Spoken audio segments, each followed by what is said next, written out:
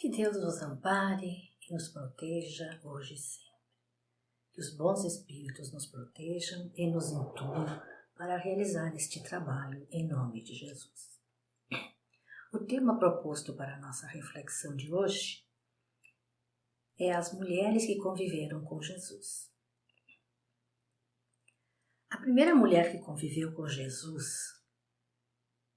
em nosso planeta Terra foi sua mãe, Maria de Nazaré.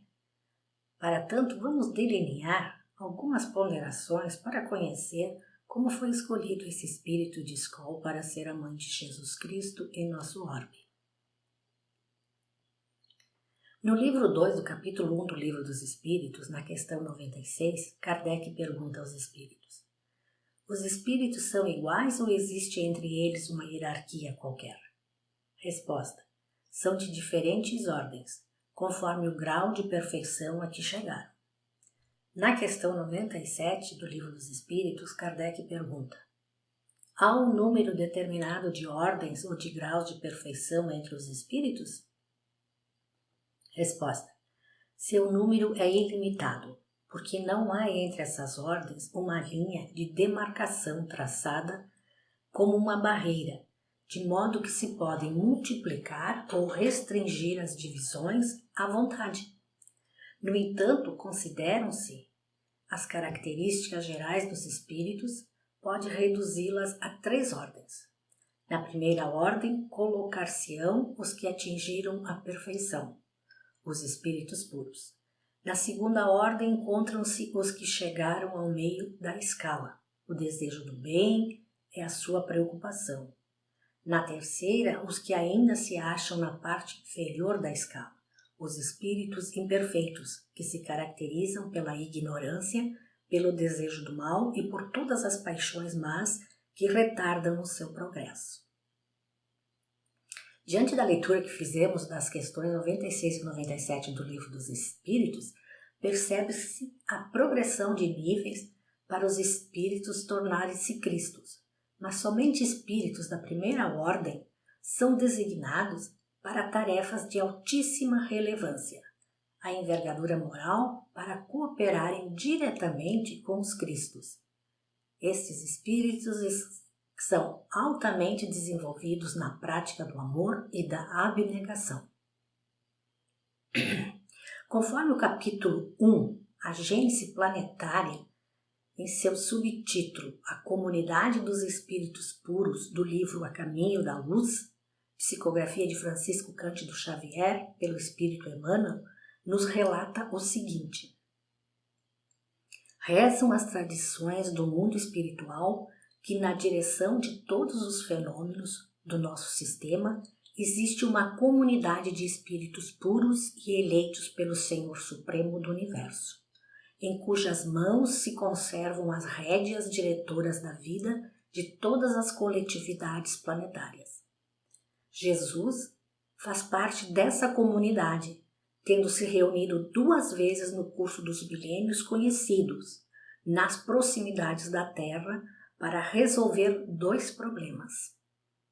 Assim nos diz o Espírito Emmanuel no capítulo 1, livro A Caminho da Luz. A primeira verificou-se quando o orbe terrestre se desprendia da nebulosa solar, a fim de que se lançassem no tempo e no espaço as balizas do nosso sistema cosmogênico e os prodomos da vida na matéria, em ignição do planeta. E a segunda, quando se decidia a vinda do Senhor à face da Terra, trazendo à família humana a lição imortal do seu evangelho de amor e redenção. Para a descida do Cristo das altas esferas celestiais ao nosso orbe, seria necessário, conforme que o mesmo viesse pelas vias reencarnatórias, conforme os ditames de progresso do planeta Terra. Assim, nessa reunião, a qual o Espírito Emmanuel relata no capítulo 1 do livro A Caminho da Luz, Maria foi escolhida por Deus ser a mãe de Jesus, a qual o Espírito de Maria faz parte desse grupo seleto de espíritos puros, ou seja, a comunidade dos espíritos crísticos. Conforme o espírito milanês do livro Maria de Nazaré, psicografia de João Nunes Maia, nos fala sobre o espírito da mãe de Jesus. Falar de uma personalidade da excelsitude de Maria de Nazaré é buscar o inconcebível para quem mora na faixa ainda dominada pelas sombras. Maria, mãe de Jesus, é um espírito de puro lirial, vindo de planos altamente iluminados, para receber e ter em sua companhia o espírito mais evoluído que pisou o solo terreno, portador da mensagem de Deus. Assim, a escolha do espírito de Maria obedeceu aos mais rigorosos critérios de avaliação pautados na justiça divina e na moral ilibada, nos valores crísticos, e junto com ela veio também uma falange de espíritos para auxiliá-la neste projeto. Conforme relata o espírito milanês, Maria, na desenção, em cada estágio, organizou trabalhos para o aprimoramento das almas. Ela objetivava, como centenas de outras companheiras do seu plano, a organizar o ambiente na atmosfera da Terra, no sentido de poder descer o Rei de todos nós, o pastor da humanidade toda.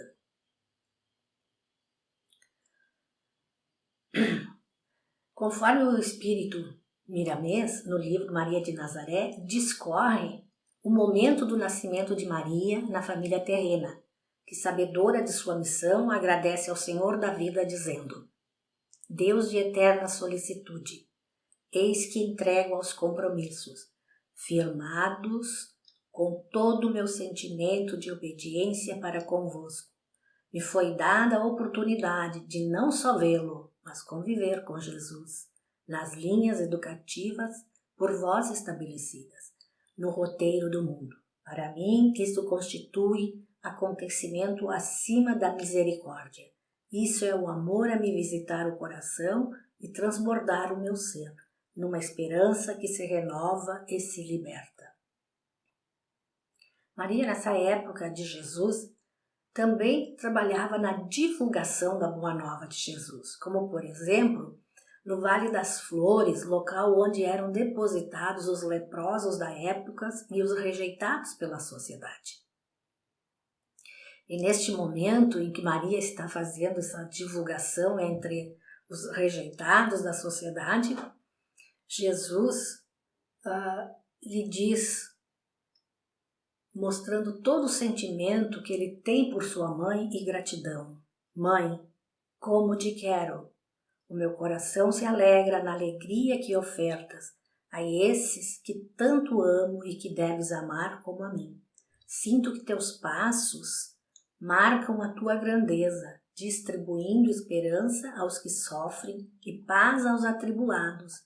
Entrega o teu coração como fonte de esperança para os filhos do infortúnio e eterniza tua alegria para a alegria dos que te cercam. Isto está descrito no livro Maria de Nazaré pelo Espírito milanês. Naquele momento de Jesus que estava entre nós no orbe, Roma no Império era o Império Romano. Era um país que sucedera a outros que tinham a mesma ilusão de domínio, de ganância, de poderes e de ouro, objetivando interesses particulares e nunca o bem-estar da coletividade. O tempo passa e Jesus cresce nos ditames da terra e aos 33 anos ele é condenado à morte. E nesse momento Maria acompanha todos os passos de Jesus na crucificação e morte. Maria tudo assistia silenciosamente, mas no íntimo ela estava inconsolável. Ela estava amparada por João, um apóstolo do amor. Entretanto, o mestre não se esquecia de sua mãe, olhando para ela com aquela ternura de filho e aquele gesto de amor. Naquele momento da crucificação, Jesus saiu por instantes do corpo, abraçando sua estimada mãe com todo o seu afeto, dizendo na presença dos espíritos, os vigilantes de Deus que assim o acompanhavam, ele assim se expressa, conforme o livro Maria de Nazaré, pelo Espírito Miramês. Mãe, deixa que façam a vontade de Deus. Ele sabe o que deve ser feito. Cumpra-nos obedecer à sua magnânima disposição para conosco. Estou indo. Irei nos braços da cruz, como vencido para os homens, mas vencedor para meu Pai que estás nos céus. Beijou em espírito as faces da sua mãe em prantos e retornou ao corpo que já dominava na subida. Devido às perseguições que poderia sofrer, Maria e João Evangelista vão para Éfeso após a crucificação de Jesus. Ali, ela atendia as filas de peregrinos que vinham em busca de consolo e de paz, de saúde e de orientação. Atendia a todos com o mesmo carinho e o mesmo amor de sempre. Mas certo dia, em uma manhã, Maria se lembrava muito de seu filho. Ela recordava toda a sua vida, toda a sua trajetória que teve com seu filho. Sentia seu coração iluminar-se de esperança, lembrando-se fortemente de seu filho. Nesse instante, bate à sua casinha um velhinho que aproximava-se lentamente. Maria sentiu um perfume diferente, que somente ela sentia esse perfume de seu filho amado. Lembrou-se da imagem de seu filho Jesus, que gostaria de tocá-lo e sentir a sua magnânima presença.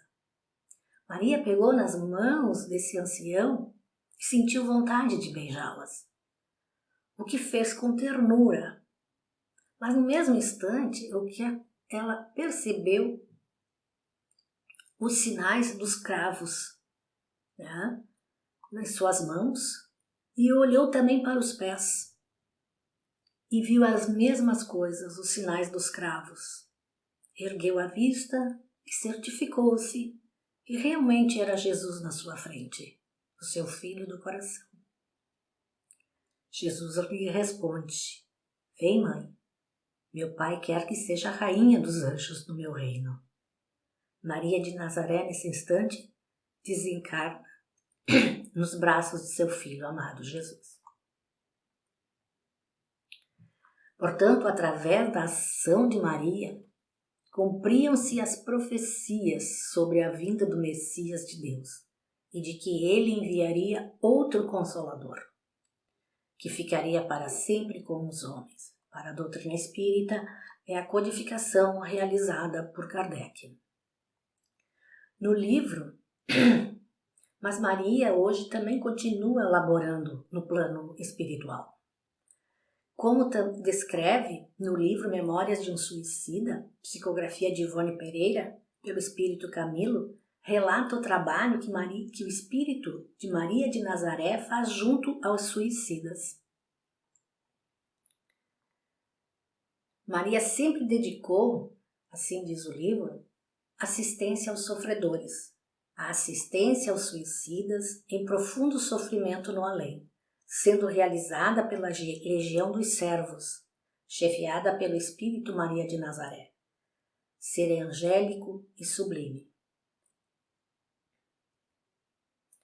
Também nós podemos observar no livro Ação e Reação, pelo Espírito André Luiz, psicografia de Francisco Cândido Xavier, que nos fala a ajuda que Maria de Nazaré faz junto às mães em sofrimento, na qual elas fazem seus pedidos de súplica a seus entes queridos.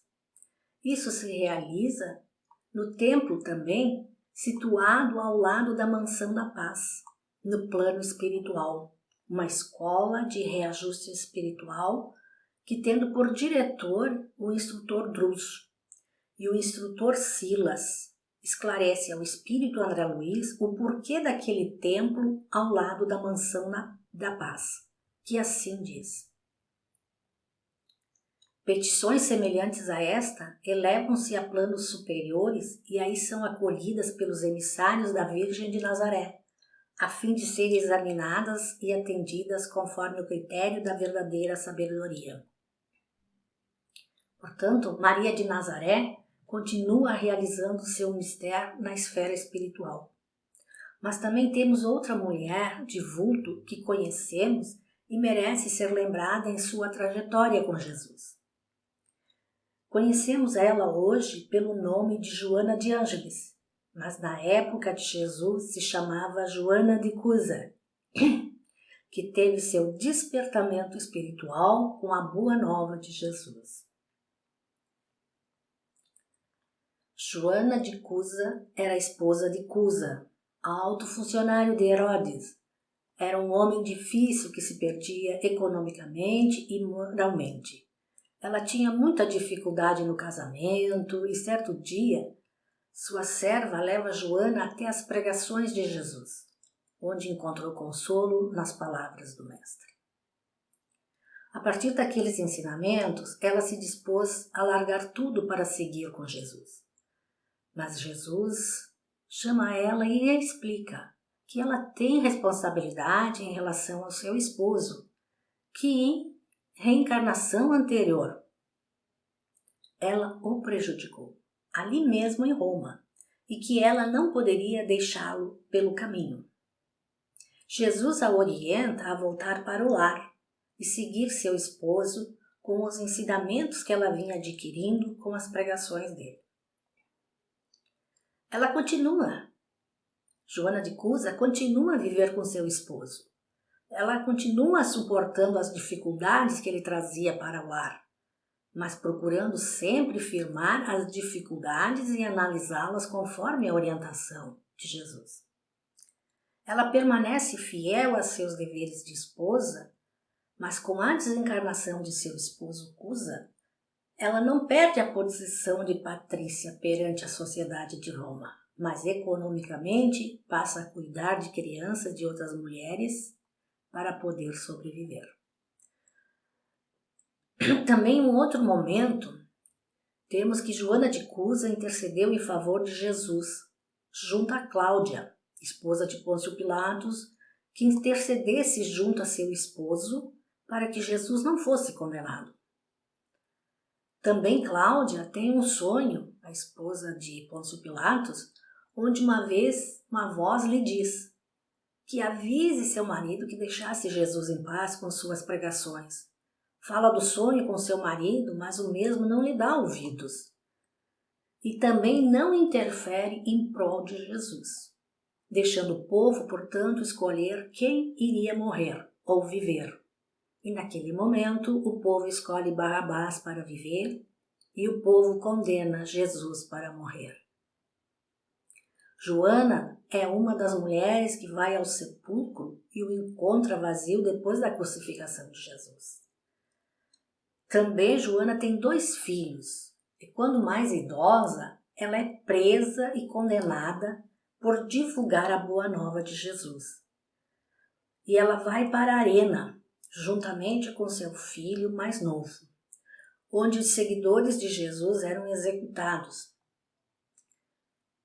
Ou seja, no Coliseu eles eram executados. Neste momento em que ela está sendo executada, Joana de Cusa, a plateia do Coliseu pede que Joana abjure Jesus. E também eu queria, assim, o seu filho mais novo, que ela abjurasse Jesus.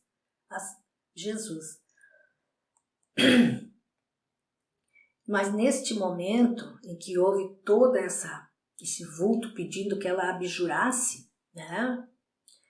Jesus, ela chora e pede que seu filho se cale, para que Jesus não desdenhasse seu sofrimento, para que pudesse dar seu testemunho. Quando as chamas envolvem o corpo de Joana de Cusa, o executor faz uma última piadinha a ela, dizendo: "Só isso que teu mestre te ensinou? Morrer?" E ela responde: "Não somente morrer, mas também a vos amar." Neste momento, Joana de Cusa desencarna, dando seu testemunho até na hora derradeira, sendo recepcionada no plano espiritual por Jesus. No momento de sua desencarnação, Jesus coloca suas mãos sobre os ombros dela e pede: "Mulher, por que choras?" ela o olha e se sente tranquila. Mas também quando Joana podia, Joana de Cusa também ajudava a custear as obras de Jesus. Eles tinham uma bolsa comum para arrecadação de dinheiro, aos quais ficavam os cuidados de Judas, para cobrir as despesas dos apóstolos e de pessoas que vinham pedir ajuda. Joana ajuda enquanto ela colaborava com essa ajuda enquanto era casada porque tinha posses. Mas ela foi também muito próxima de João Evangelista e Simão Pedro e participava das atividades da Casa do Caminho, na qual foi construída nas diretrizes do Mestre, em ajudar os necessitados. O espírito Joana de Ângeles teve muitas existências, tais como que a nós conhecemos, é a Joana de Cusa, qual estamos comentando, Clara de Assis, Joana Inês de la Cruz, Joana Angélica de Jesus. Ela poderá ter tido outras encarnações, mas estas somente as que nós conhecemos. Atualmente, na figura de Joana de Ângeles, ela é mentora de Divaldo Pereira Franco. O nome de Joana de Ângeles é a união de todas as suas existências, conforme nos relata Hermínio de Miranda, que o espírito escolhe um nome que carrega e a soma de inúmeras reencarnações, e muitas vezes assume um nome diferente de que já teve. Assim, assume o nome de Joana de Ângeles, em referência aos outros nomes que já tivera, e surge para Divaldo com a feição de Joana Inês de la Cruz. O espírito Joana de Ângeles também faz parte do grupo do Consolador Prometido e nos brinda em duas mensagens no Evangelho segundo o Espiritismo. Primeiro, o capítulo 9, Bem-aventurados os que são brandos e pacíficos, onde assina um espírito amigo, Árvore, 1862, no item 7, intitulado A Paciência. O segundo é no capítulo 18, Muitos os chamados e poucos os escolhidos, um espírito amigo, Bordeaux, 1862, com o título Dar-se-á aquele que tem. Joana na espiritualidade participa de um grupo de espíritos na qual instrui os que se preparam para reencarnarem, no qual são ministrados cursos preparativos e especializados para muitos pensadores, principalmente na área da psicologia. Através da psicografia de Divaldo Pereira Franco, ela nos presenteia com inúmeras obras na área da psicologia, sendo que seu objetivo nas obras psicografadas é fazer uma ligação entre a psicologia moderna e os conceitos trazidos por Allan Kardec. Suas obras nos fazem um convite que nós possamos fazer um olhar para além e para dentro de nós, para a profundidade do nosso ser, para entendermos quem somos, qual o nosso objetivo e de que forma poderíamos aproveitar melhor o presente momento desta reencarnação. Joana está se preparando para reencarnar, na qual sua missão será junto à psicologia e o espiritismo, na qual irá fazer uma ponte com a psicologia transcendental com a psicologia acadêmica. Conforme César Braga Said e Divaldo Pereira Franco, no livro Joana e Jesus, uma história de amor, nos transmite. Toda e qualquer relação que Jesus estabelece com mulheres, ao longo da sua curta existência física, sempre será de respeito, reconhecimento e exaltação do valor que elas possuem. Sempre respeitoso com sua mãe, misericordioso com Maria de Magdala, sábio e amigo com Marta e Maria, solidário com a vergonha e a dor da mulher adúltera, compreensivo com a sogra de Pedro, paciente com a mulher samaritana que retirava água do poço de Jacó. Conforme Emmanuel, no livro Religião dos Espíritos, psicografia de Francisco Cândido Xavier, nos esclarece que as mulheres, atraídas pelo amor puro de Jesus, conduziam à presença do Senhor os aflitos e os mutilados, os doentes e as crianças. E, embora não lhe integrassem o círculo apostólico, foram elas, representadas nas filhas anônimas de Jerusalém, as únicas demonstrações de solidariedade espontânea que o visitaram desassombradamente sob a cruz do martírio, quando os próprios discípulos debandavam. Em homenagem a todas as mulheres, um poema da poetisa e contista brasileira, Cora Coralina, intitulado Mulher. Assim ela nos diz: eu sou aquela mulher a quem o tempo muito ensinou. Ensinou a amar a vida e não desistir da luta, recomeçar na derrota, renunciar a palavras e pensamentos negativos, acreditar nos valores humanos e ser otimista. E que assim seja.